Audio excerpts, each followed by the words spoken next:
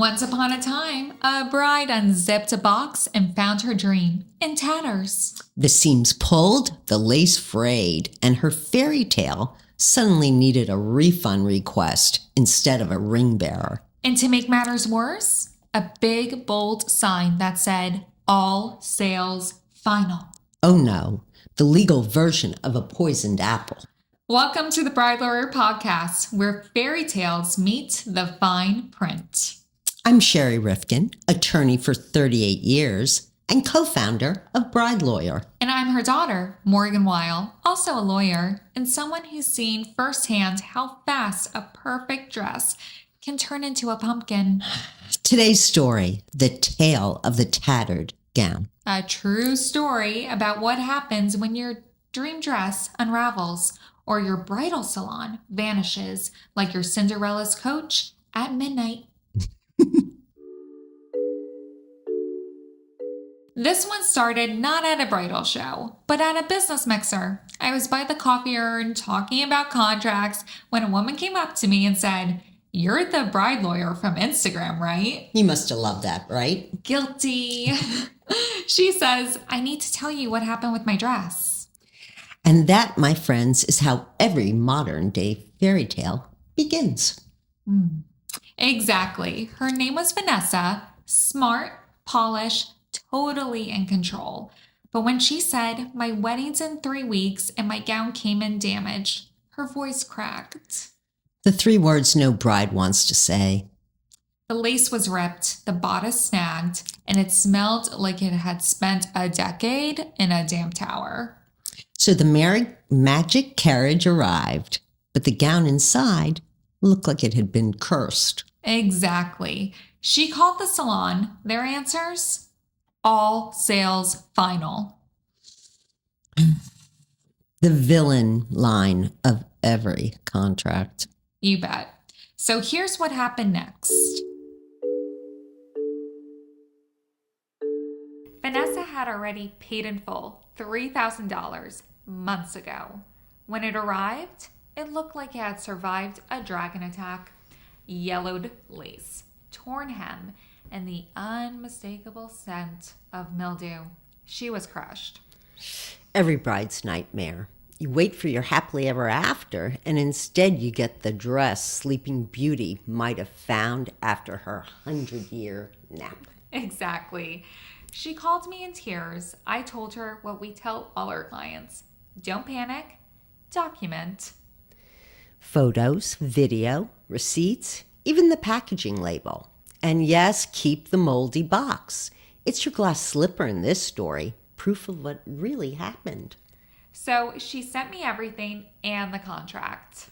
Including the moldy box? No, thank goodness. But the paperwork told its own tale, buried deep in the fine print were the classic curses. Delivery approximate and materials may vary. Those words are the gremlins of gown contracts.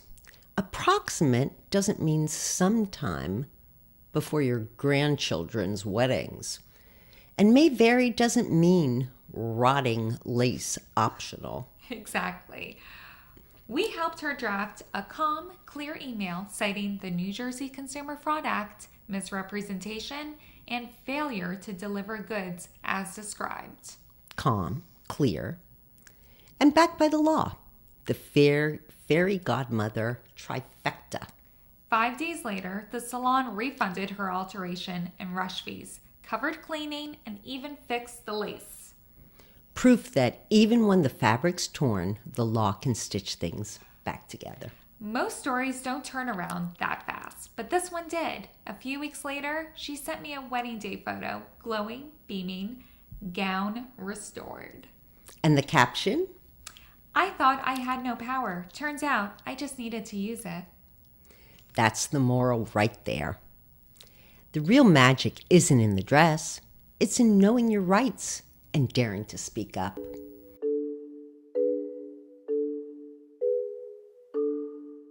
Vanessa's story hits almost every red flag we see in bridal contracts. Let's break it down. No fairy dust required. Number 1, timeline clauses. Get a real delivery date, not approximately summer. That word almost turned Vanessa's countdown into a horror story. Number 2, substantial similarity language. If you see this, cross it out. You ordered that lace, not sort of that lace. Agreed.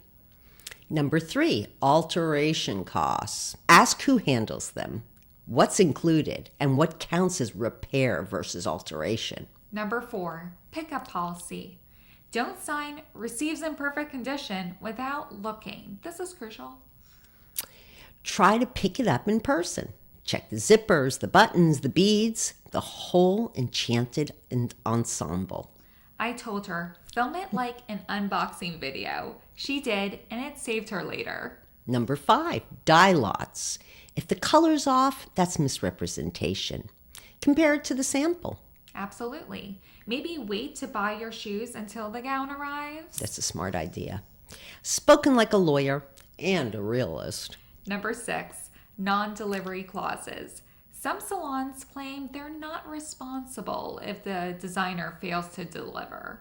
Not true. They took your money. They owe you a gown or a refund. Number 7, cancellation terms. Brides often owe 50% down and the rest at pickup. But if they cancel, you deserve the deposit back. And if the salon turns to dust before your big day, that's when wedding insurance kicks in. Number 8, credit card protection. Vanessa paid with a debit card. Rookie mistake. Always use your credit card. It's your invisible shield. Federal chargeback rights are stronger than fairy godmother promises. Number 9, small claims court. Under $5,000, small claims is your magic carpet. Quick, effective, no dragons. And sometimes just a letter from an attorney can make all the difference. Here's your gown survival checklist. 1, get every promise in writing. Verbal, I'll make it perfect, doesn't count. 2, confirm alteration costs before you swipe that credit card. 3, pick up early, inspect everything, and bring a brutally honest friend. Good idea. 4, record your fittings and unboxings. Your camera is your fairy godmother. 5, watch for blame shifting to the designer. They can't just shrug and disappear into the mist. 6, use a credit card, not debit. 7, keep copies of everything, even texts, even sticky notes.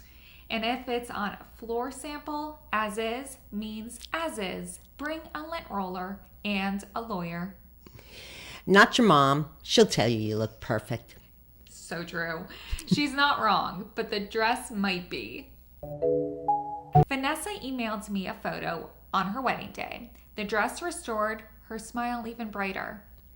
Proof that resilience and a legal backup can fix even a tattered dream. So here's the moral. Your fairy tale dress should make you glow, not go to court.